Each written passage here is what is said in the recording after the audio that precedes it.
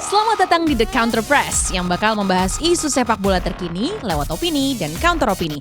Pada episode kali ini kami akan membahas akhir pekan penuh derby, termasuk derby London Utara. Panas di London, panas juga di Madrid. Real bertemu dengan Atletico. Piala Dunia U17 tiba. Seberapa besar peluang Indonesia?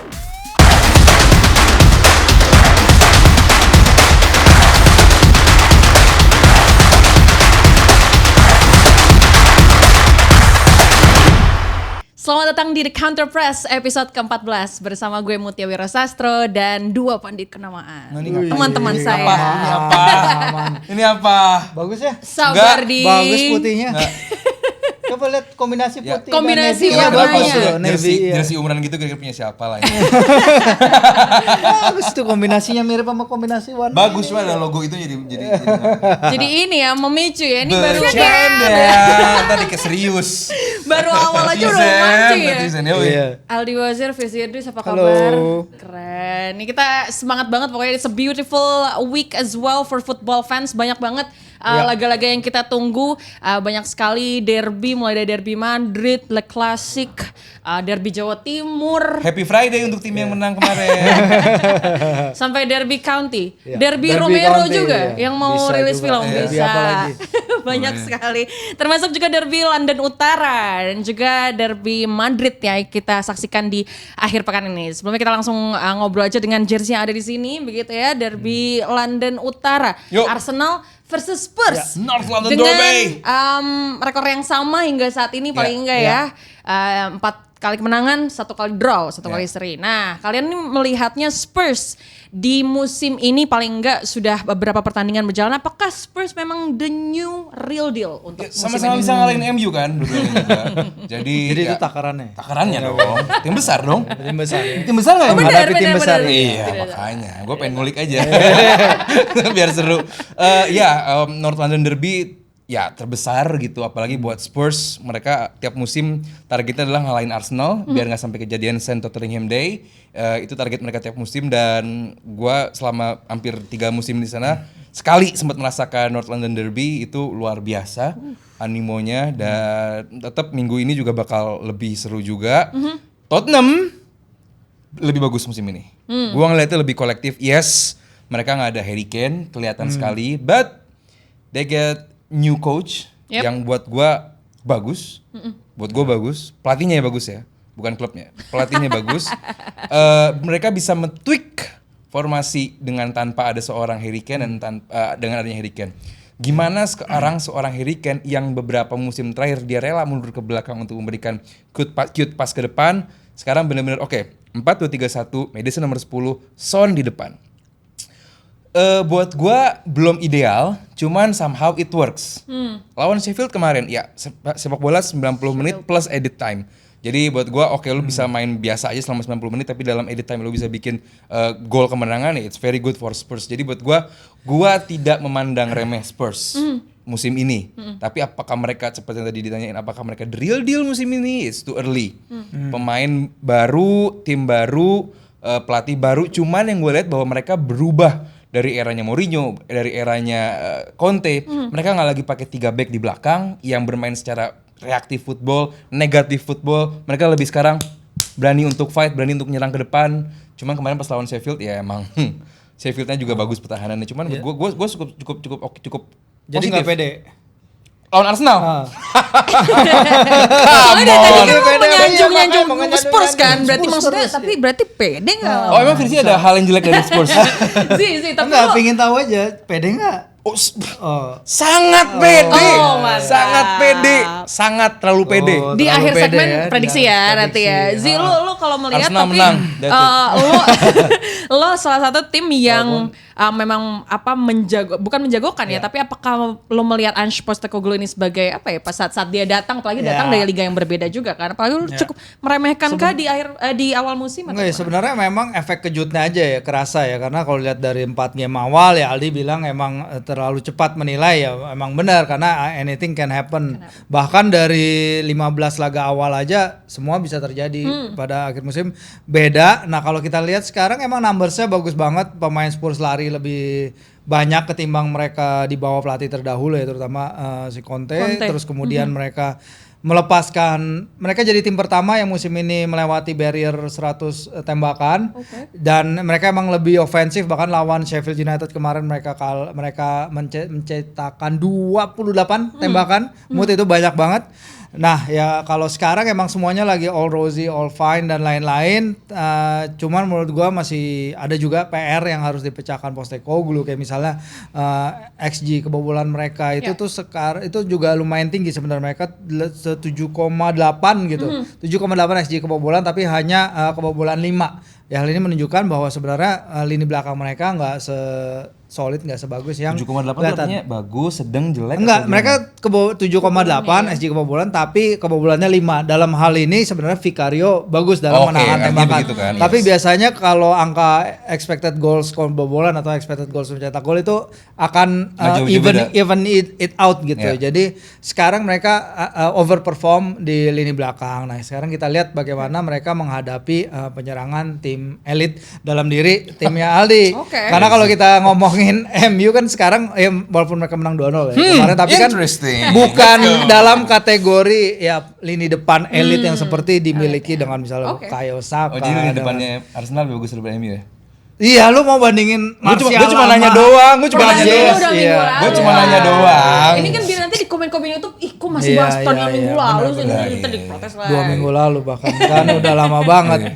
Jadi ya kita lihat seperti apa, tapi menurut gua Postecoglou juga efek kejutnya bagus, tapi apa yang akan terjadi kalau misalnya pertandingan mulai banyak, para pemainnya juga ya mereka beruntungnya tuh cuma karena lagi nggak main di Eropa. Mereka punya waktu persiapan banyak, every week mereka punya the whole week untuk menjalani preparation to a match. Kayak kemarin Arsenal minggu ini ada PSV Eindhoven, sementara Postecoglou bisa tailor made latihan dia untuk menghadapi Advantage Spurs.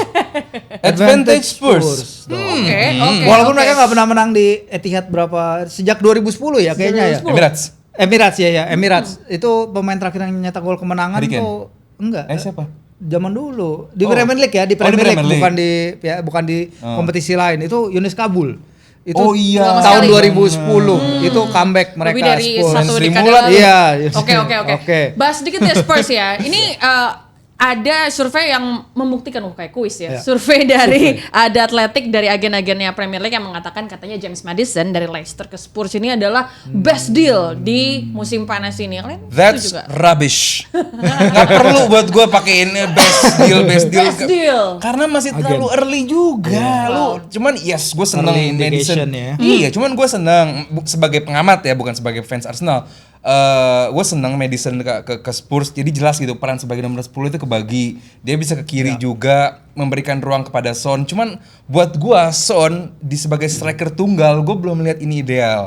Gue pengen lihat Son itu kayak di timnas Korea dalam formasi 4-4-2, dia striker kiri di 2 striker.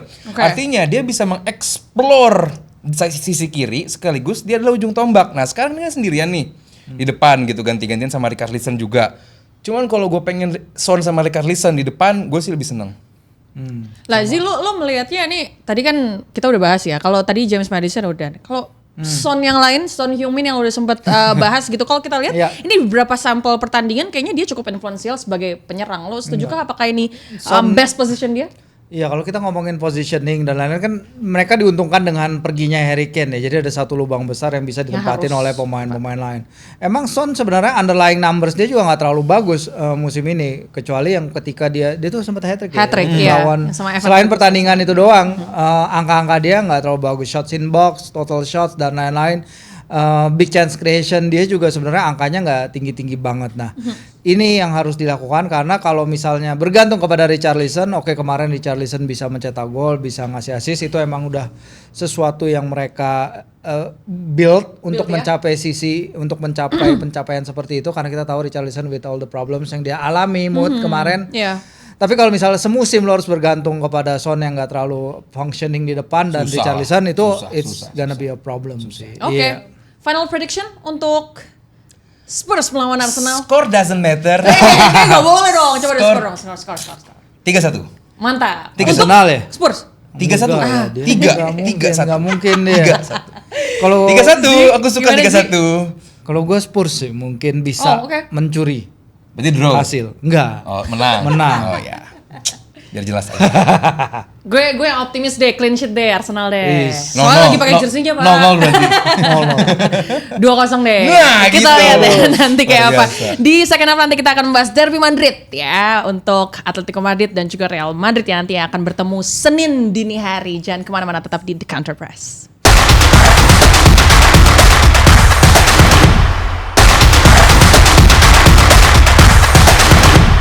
Di second half, The Counter Press. Kalau tadi di ibu kota Inggris, kita menuju ke Madrid sekarang. Derby Madrid, Senin dini hari nanti, Real Madrid melawan Atletico Madrid. Nah, kalau tadi di first half kita bahas bahwa katanya nih best dealnya di Premier League adalah seorang James Maddison, Jude Bellingham. 103 juta pound. Apakah dikatakan Yes. juga sebagai Agree. Oke. Europe's best deal. Europe's best deal? Europe's Zee? best deal. Gue sih ya. Ya rada berlebihan tapi emang Dengan dia beberapa sampel pertandingan bagus. Saya musim disagree. ini ya. Saya disagree. Oh enggak, Yes, karena that's sebenarnya it. bagus. Tapi Saya nggak tahu kalau disagree. the whole of Europe ya, karena harganya Bagus kan tapi lumayan asterisknya besar ya, ada ya. ininya just ya. bagus apa enggak gitu aja udah. Ini kan counter Nggak, Zee, press. worth the money-nya deh 103 juta, it's not a... Oh iya, kalau money, iya, right? tapi the Hey, fact it's bahwa Madrid anyway. Hey, iya. hey, come on. It's Madrid. Madrid punya uangnya. Kalau Madrid punya uangnya ya udah cincai. Ya kan? Haaland overpress enggak? Enggak. Enggak. Squad. Haaland kan di bawah dia 155 jauh dong. Tapi, Sama 155. bayarnya, sama fee agentnya. Ya kan itu sama agentnya. dan setelah lo melihat beberapa sampel pertandingan di musim ini, what's so special about So Jude special Bellingham? about Jude Bellingham is Benzema. Why? Karena ini tim harus apa ya? Harus survive, harus adaptasi tanpa ada seorang real number 9. Kita lihat Madrid years in years out selalu punya seorang nomor 9 yang top notch lah. Siapapun itu, mungkin dari eranya Virzi sampai eranya gua. Eranya Virzi berarti udah Iya, Vinicius gua. Era Vinicius. Selalu punya gitu, dan sekarang ya sorry itu saya Jose Lu ya. Ya. Gue bukan bilang dia jelek, but not at Madrid bar gitu ya. Jadi Walaupun dia kalau main golin terus loh. Come on. Sering. Ya sebagai stopgap lumayan. stopgap lumayan. Iya. But gue yakin fans mungkin sekarang sempat dihaluin dengan bisa menjadi jawaban nih Bellingham tanpa ada seorang nomor 9 murni. In long run gue rasa ini bakal bermasalah, apalagi nanti menuju fase lebih padat. Jadi gue rasa di Januari Madrid bakal mendapatkan seorang striker lagi, kalaupun dia emang nggak bisa memanfaatkan dari La Fabrica. Ya kalau gue sih gini, kehebatan Bellingham ini nggak lepas dari kemampuan Ancelotti untuk mereinvent dirinya juga. Oke. Karena dia dulu pernah bilang di The Coach's Voice bagaimana pelajaran dia bersama Juventus ketika ada Zinedine Zidane di situ, mengingatkan dirinya ketika dia masih melatih ke Parma dengan Roberto Baggio. Ketika itu dia nggak mau mengubah pakem formasinya, sehingga Baggio nggak lama kemudian pindah dari Parma dan menemukan kesuksesan di klub-klub lain. Sejak di Juventus dia belajar bagaimana formasi harus menyesuaikan dengan pemain yang ada. Ya. Ketika Benzema pergi, sebenarnya Madrid kan nggak hanya kehilangan Benzema, tapi pada saat sama pertandingan pertama atau kedua mereka juga kehilangan Vini Junior. Vini Junior selama 3 tahun di Real Madrid, 3 tahun terakhir dia nggak pernah cedera. Sekarang dia menghilang 6 minggu karena cedera hamstring ketika itu. Jadi dia harus cope dengan 2 itu, tapi di saat sama dia menemukan formasi split striker di mana bisa memanfaatkan kehebatannya Jude Bellingham. Atletisme dia, technical abilities dia, daya jelajah, dan terutama yang kita juga baru lihat sekarang ini adalah finishing di kotak penalti yang sangat bagus. Jadi kita lihat bagaimana Ancelotti bisa membuat pemain yang nggak terkenal sebagai goal scorer untuk ya basically leading the line bagi Real Madrid dan dalam cara yang sangat impresif sekali. Jadi menurut gua peran Ancelotti di sini juga gede. Tapi kalau kita sambungkan juga ini terlepas dari seorang Jude Bellingham secara individual, apakah kita juga bisa katakan sekarang lini depannya, lini tengahnya pun juga ada Tchouaméni, Camavinga, Modric, itu kita bisa katakan sebagai lini tengah yang cukup baik gitu, atau bahkan yang terbaik di La Liga baik, saat ini gua setuju. dibandingkan dengan Atletico saat ini. Kalau dibandingkan misalnya. Atletico, yes. Oke. Kalau terbaik berarti kan ada Barcelona juga, Ya. di mana kita pernah bahas ini sebelumnya. Ada Gundogan, Rafael Romeu, Pedri, Gavi, semua di sana, Frankie De Jong. Itu buat Stuck gue ya? lebih apa ya, lebih bagus buat gue pribadi. Cuman kalau si Toni Kroos sama Modric ini kan pernah bagus banget gitu. Cuman sekarang kan udah perlahan tapi pasti si Ancelotti ini transisi ke pemain-pemain lain yang lebih muda umurnya. Gue belum lihat itu kualitasnya par dengan itu semua. Cuman menuju ke sana yes. Tapi menurut gue balik lagi bahwa Madrid butuh striker nomor 9 yang jago biar Bellingham ini fokus dan beroperasi sesuai perannya gitu. Jadi jangan sampai tiap pekan itu kita rely on fans Madrid dan Madrid rely on Bellingham gitu. Buat gua perlu Tapi kan striker. kalau dia bisa mencetak gol, dia bisa kontribut ke tim, ya, dia memainkan perannya dong bagi tim. No. Peran dia sebagai kok midfielder. Peran dia sebagai midfielder. Kalau lu tugaskan dia Iya. sebagai goal getter beda. Iya, tapi dengan peran dia sebagai midfielder, dia bisa membantu bahwa timnya menang, itu Ya. peran dong. Kemarin lihat waktu minggu Eksekusi lalu dong. pertandingan ke bulan awal, midfieldnya berantakan banget. Ya, Oke. that's the point maksud gua bahwa midfieldnya Madrid somehow pernah jelek banget. Zi, Iya, karena lagi transisi itu yes, dan that's why. juga Tugas Bellingham Depan. itu kayak di Dortmund, motong bola bagus, transisi cepat itu Dortmund. sayang artinya dia nggak bisa nyetak gol.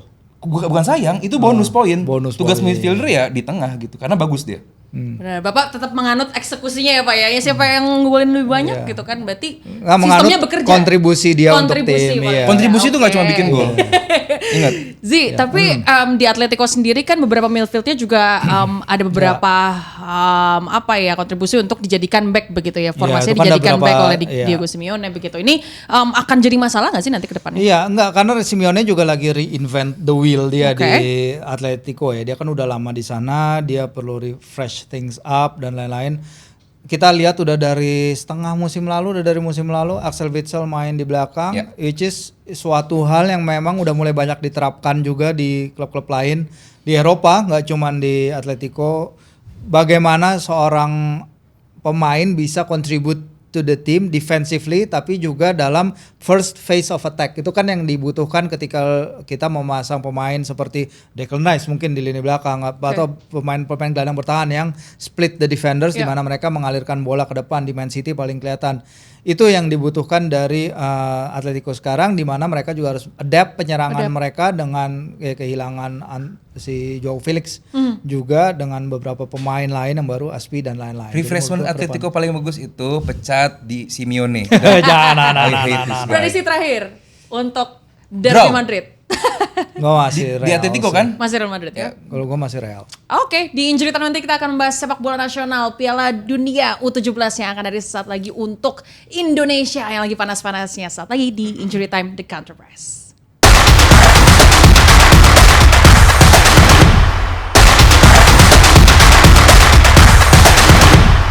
Di Injury Time The Counter Press, Piala Dunia U17 nih, Indonesia akan satu grup dengan Ekuador, Panama, dan Maroko. Ya benar ya, ini peluangnya gimana nih guys? Betul gimana? Panas? Lagi panas-panasnya? Lagi panas-panas ya.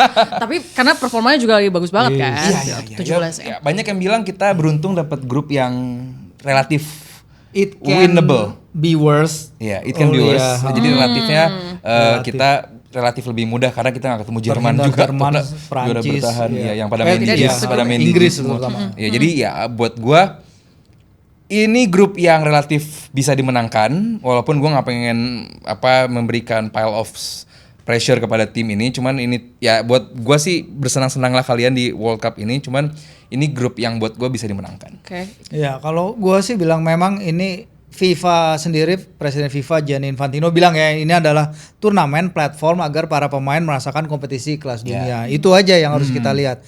Karena kalau kita sekarang mau membebankan terlalu banyak ke anak-anak under 17 ini berat. Terutama kita tahu tim ini memang juara Piala AFF U16, tapi kemudian di kualifikasi Piala Asia mereka kepleset, akhirnya nggak lolos setelah kalah lawan Malaysia di pertandingan terakhir. Sementara lawan-lawan yang dihadapi adalah tim-tim yang udah punya turnamen experience. Oke. Maroko adalah finalis AFCON U17, di mana mereka hampir jadi juara, tapi Senegal bisa turn around the situation di final kemarin. Ekuador adalah finalis juga di CONMEBOL Sudamericano, jadi kejuaraan Amerika Latin U17.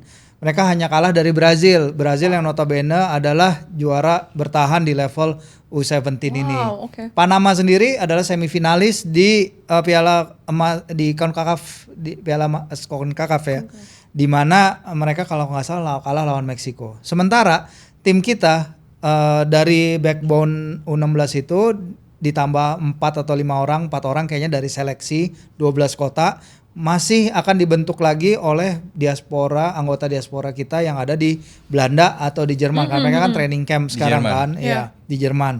Di sana mereka akan adu kekuatan lawan 2 kalau nggak salah lawan 2 negara yang punya karakter mirip dengan para lawan-lawan di grup. Cuman kan antara friendly dengan bermain sesungguhnya itu kan beda. Beda ya. Jadi ya kita berharap para penonton juga ketika di turnamen nanti bisa jadi the 12 man yang bisa memberikan dukungan bagi anak-anak. Tapi yang pasti kalau misalnya emang jalan mereka belum lolos untuk dari grup ini, nggak ya apa-apa. jangan nggak apa-apa sekali. Sangat nggak apa-apa. Sangat nggak apa-apa karena perjalanan masih jauh. Dan jadi intinya ini adalah perjalanan. Jangan meremehkan grupnya juga ya, walaupun kelihatannya kan Ya. mudah gitu, tapi tetap ada Relatif mudah. turnamen experience-nya itu Ya, ya. itu yang penting. Itu yang jadi perbincangan juga Firzi, menarik karena lo membahas supporter sebagai 12 man.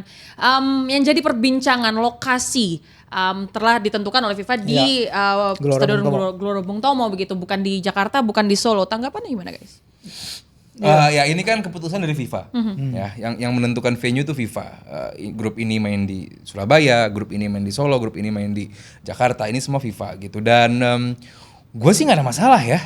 Mungkin FIFA pengen lu tuan rumah lu karena Surabaya pun dekat dengan bandara, punya bandara sendiri, akses juga mudah. Gue sih sama sekali nggak ada masalah main di Surabaya. Ya tim-tim kayak grup lain main di Jakarta ya juga sama-sama aja gitu. Nggak ada harusnya main di Jakarta semua gitu. Dan kalau kita menjadi runner up atau peringkat 3 terbaik, kita baru main di Solo. Kita kalau main jadi lolos juara grup, kita bakal main di Solo makan di Surabaya lagi juga gitu. Jadi buat gua nggak ada masalah, sama aja mau main di mana. Gue yakin Indonesia bakal memberikan 100% dukungan bagi timnas U17. Betul. Jadi kalau dari tadi kita bahas, dan di beberapa episode sebelumnya kan kita bahas timnas muda ini lagi bersinar banget kayaknya ya. Lo juga merasa apakah ini orientasi Sintayong ke arah mempercayakan para pemain muda, karena baru saja meloloskan tim-tim U20, U23 dan juga senior gitu. Orientasinya ke pemain yang relatif lebih muda, apakah emang sudah mengarah ke arah yang lebih baik, benar atau? Iya pasti perkembangan pemain mudanya bagus. Kita tahu Sintayong pangkas generasi untuk bisa menemukan generasi yang sekarang. Generasi yang baru itu juga ditambah dengan pemain-pemain U21 ya kayak Rizky dan lain-lain lah angkatannya dia. Elkan dan lain-lain, mereka sudah semua bermain di level senior. Itu adalah pengalaman yang sangat-sangat bagus sekali. Mungkin kesempatan yang mereka harus terima, mereka harus mainkan dengan sangat bagus. Kayak pengalaman nanti akan main di Piala Asia U23 untuk kali pertama sepanjang sejarah. Terus mungkin sebagian tim ini juga akan main di Piala Asia Senior. Menurut gua ya ini adalah bekal, tapi kita juga harus ingat sejauh ini emang masih Liga 1 ya, Liga 2 emang baru jalan, tapi majority of pemain datang dari Liga 1, tapi PSSI emang akan menggulirkan Elite Pro Academy yang bergulir 10 bulan penuh sebagai full turnamen, bukan hanya turnamen bulanan atau 2 bulanan.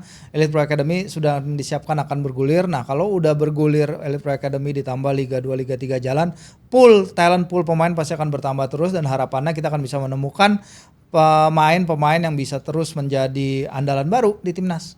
Is a good thing untuk mempercayakan pemain-pemain muda. Oh iya. Dan buat gue juga nggak mau rely on Sintayongnya doang sih di sini. Ini kerja banyak orang gitu. Cuma kalau secara permainan kita lihat tugas STY, gue sih melihat perannya kelihatan hasilnya. Cuman ini gue yakin peran banyak orang di belakang itu bahwa mereka kita fokus dari muda, pengembangan plus juga naturalisasi dan lain-lain udah mulai sejalan gitu. Dan tadi kalau Firzi bilang bahwa bakal ada pengembangan usia muda juga, makin bagus berarti. Ya.